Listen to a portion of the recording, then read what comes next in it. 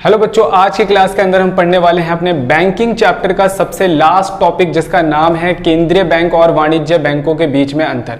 तो अगर आपने बैंकिंग पूरा चैप्टर आपने बैंकिंग का नहीं देखा है तो मैं लिंक डिस्क्रिप्शन के अंदर जो है डाल दूंगा। सारी वीडियोस का जितने भी पार्ट है सारा पार्ट देखो। बैंकिंग चैप्टर पूरा शुरू से लेकर आखिरी तक आपको बहुत ही अच्छे तरीके से पूरा कंसेप्ट के साथ समझ में आ जाएगा। तो आज हम बैंकिंग क्लास का लास्ट जो है टॉपिक कवर करने वाले हैं, जिसका नाम है केंद्रीय बैंक और वाणिज्य बैंकों के बीच में अंतर। तो ध्यान से समझना, क्योंकि पूरा चैप्टर हम लोग पढ़ चुके हैं तो थोड़ी बहुत बातें जो है आपको समझानी है। वही बातें रिपीट हो जाएंगी जो हमने पूरे चैप्टर के अंदर पढ़ी है। सबसे पहले अर्थ पे आते हैं। तो कह रहा है कि केंद्रीय बैंक क्या होता है? शीर्ष संस्था होती है, यानी सबसे ऊंची संस्था होती है। हमारे देश के अंदर बहुत सारे बैंक होते हैं और उन सारे बैंकों को क्या करता है? नियंत्रण करना, उनका संचालन करना, उनका निर्देशन यानी उनका कोऑर्डिनेशन बिठाना, उनको कंट्रोल करना, टाइम टू टाइम उनके लिए गाइडलाइंस बनाना, कौन सही से काम कर रहा है नहीं कर रहा, ये सारा काम हमारे केंद्रीय बैंक का है। तो दो तीन बातें याद रखेंगे। केंद्रीय बैंक एक सबसे ऊंची संस्था होती है जो हमारे देश के अंदर बैंकिंग यानी सारे बैंकों को और हमारे देश की मॉनेटरी पॉलिसी मौद्रिक ढांचे को नियंत्रण, संचालन और निर्देशन करने का काम करती है। जबकि वाणिज्य बैंक, हमारे देश के अंदर बहुत सारे वाणिज्य बैंक है, जैसे पंजाब नेशनल बैंक एक वाणिज्य बैंक है या व्यापारिक बैंक है, एसबीआई बैंक, एक्सिस बैंक, तो बहुत सारे वाणिज्य बैंक है देश के अंदर।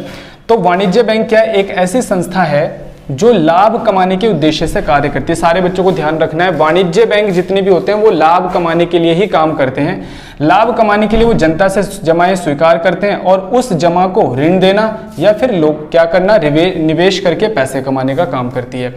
अगले नंबर पे है उद्देश्य। केंद्रीय बैंकों का उद्देश्य होता है सार्वजनिक हित या देश के लिए कार्य करना, यानी इसका काम होता है कि भाई देश के अंदर सारे बैंक सही से काम कर रहे हैं कि नहीं कर रहे, सारे लोग देश के हित के लिए सारे बैंक देश के हित के लिए काम कर रहे हैं कि नहीं कर रहे, या सिर्फ प्रॉफिट कमाने पर ही अपना ध्यान केंद्रित कर रखा है। ये सारी चीजें चेक करना केंद्रीय बैंक का काम होता है। जबकि वाणिज्य बैंक का काम लाभ कमाना होता है। वाणिज्य बैंक जितनी भी होती है मार्केट के अंदर वो सब लाभ उद्देश्य से ही कार्य करती है। अगले नंबर पे है स्वामित्व। केंद्रीय बैंक पर किसका स्वामित्व होता है? सरकार द्वारा अधिकृत और शासित होता है, यानी कि गवर्नमेंट इनको कंट्रोल करने का काम करता है। लेकिन आपको ये पता होना चाहिए कि आरबीआई जो होता है, अगर गवर्नमेंट की कोई गलत नीति है तो ऐसा नहीं है कि आरबीआई उसकी गलत नीतियों को छुपाएगा। आरबीआई सरकार की गलत नीतियों को उजागर भी कर सकती है। तो आरबीआई सरकार के शासित होते हुए भी सरकार के खिलाफ भी बोल सकती है, यानी सरकार की गलत नीतियों के खिलाफ भी बोल सकती है। तो ध्यान रखना सारे बच्चों को। सरकारी और निजी क्षेत्र दोनों द्वारा अधिकृत। वाणिज्य बैंक बहुत सारे सरकार के अंदर भी आते हैं और बहुत सारे प्राइवेट लोगों के अंदर भी आते हैं।